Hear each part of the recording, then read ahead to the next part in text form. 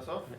Jacques, just like to hear your thoughts on that match. It was down to the wire, very close, and your tactic, the high ball tactic, seemed to pay off. Ian said that it was, some people might describe it as being boring, but it was ruthless and clinical.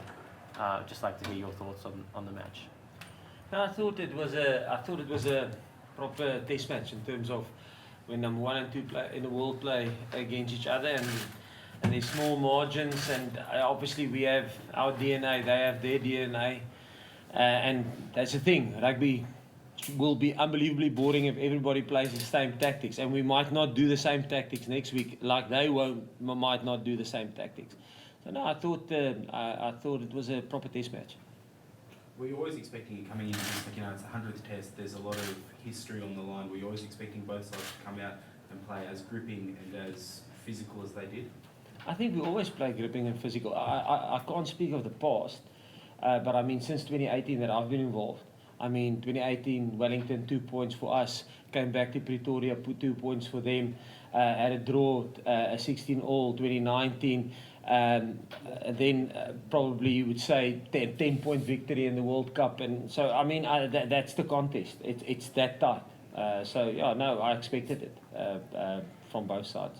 So yeah, did you feel a little bit of extra nuance or something extra out there being the 100th test tonight? Did you notice it from the All Blacks or from your players as well? Like for us, it was not just about the 100th test. We wanted to stay in the fight in the championship, and obviously the Freedom Cup as well. You know, we haven't put our hands on it in a very long time, and also you know we had a tough past 2 weeks, but we knew as a team what we are capable of, what we can do, and we felt as a team we deviated from our plan and our structures in the 2 weeks before, and today it was all about doing what we're knowing and making sure that we do it properly. So, but we could feel the intensity. It's always like this, every single game against them. But yeah, it was heated today, and it was like a proper game of rugby from the word go, with high speed, physicality, yeah. Do you think you executed your game plan tonight then? And if so, what went wrong out there? To be honest, I can't tell you. Like I can't fault my teammates, yeah, and I can't fault my coaches with the preparation for the week. I can't tell you where it went wrong in the game, but I felt our plan worked. They contested our mauls well. They stopped them all the times, and I thought our scrums were really good today. Yeah, I don't know where we went wrong, to be honest. We have to look at the video. Jacques, on first glance or first thoughts after that game, where do you think it went wrong tonight, or do you think the game plan was executed to a T? No, I thought the game plan worked. I thought we had opportunities. I thought they had opportunities. Yeah, listen, probably came down to the wire. A call here, bounce of the ball there, and sometimes it goes for you and sometimes it goes against you. British and Irish Lions, we won with a kick like this. Australia, we lost. New Zealand, we lost now with a kick like this. So I think it swings and roundabouts.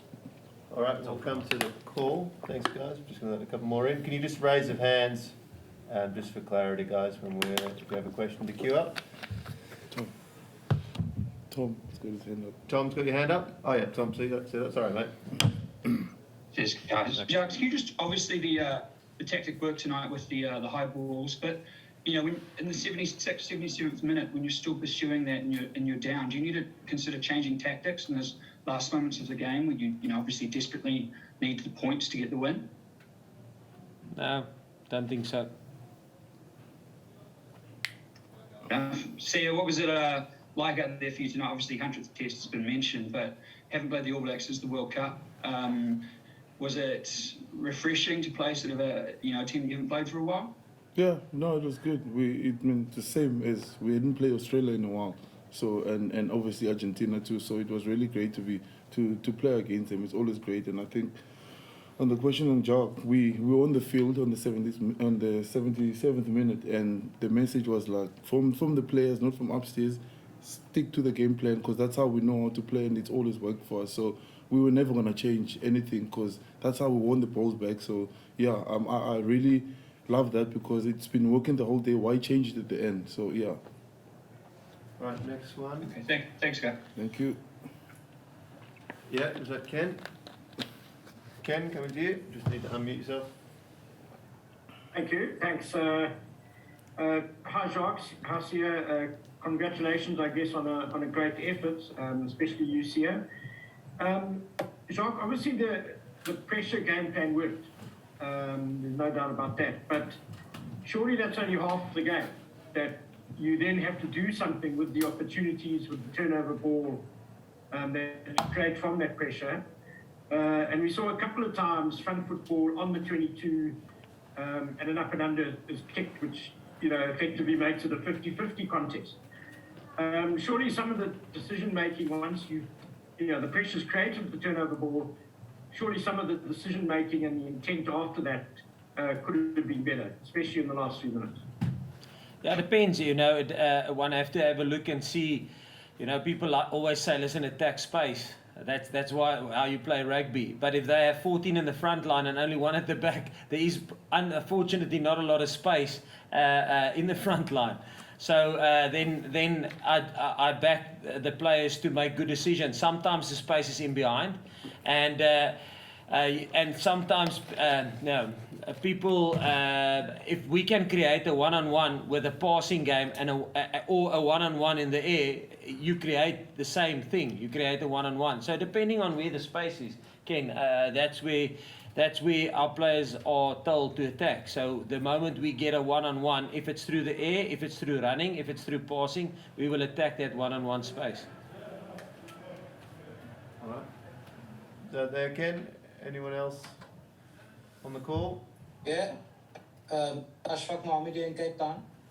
To Jacques and Sia, that decisive penalty at the end where Willie was tackled, I think there were 3 Boks in there and 1 All Black. Do you think that was a bit of a tough call? It seemed like you guys had the ball, but perhaps hands in the ruck? Yes, Ashfaq, I don't know. I'll have to have a look at it, to be honest. I didn't see that one. But we'll do a proper review like we normally do of the game and go into detail. To sit now and I mean, I've literally just saw it live, so I can't say. It will be impossible. Thank you. Is Brendan Nell come to you? Good evening, guys. Jacques, I know it was a very close test match and that, but the one thing that I suppose from a negative point of view, other than the loss, 16 penalties, your 5th yellow card in 3 games. Discipline is surely something that you surely can't be happy with this moment still. Yeah, I must say that like last week, I mean, after reviewing the game and obviously went through the right channels, apologies came on the 5th yellow card. It shouldn't have been a yellow. He wasn't offsides. He had all rights to the ball. And then you just leave it like that. So now you must make a decision. Are we counting that yellow? It was given. Cost us 14 points. And afterwards, the feedback was, listen, probably a harsh yellow. So, yeah, and obviously we will have to look at our discipline. We conceded, I think, double the amount of offside penalties currently in this competition. And it is, we will have to have a look at that. I can't say more than that. But on our review, I think a couple of times they didn't agree, or they agreed with us that it was maybe a tough call, and they might have been, and I don't want to go into that. So yes, discipline is something we will have to have a look at. All right, Leighton, we'll come to you, and then a couple more. Thank you very much. Hi, Jacques, I see you. Jacques, just for the 2nd week in a row, you've left one player out on the bench.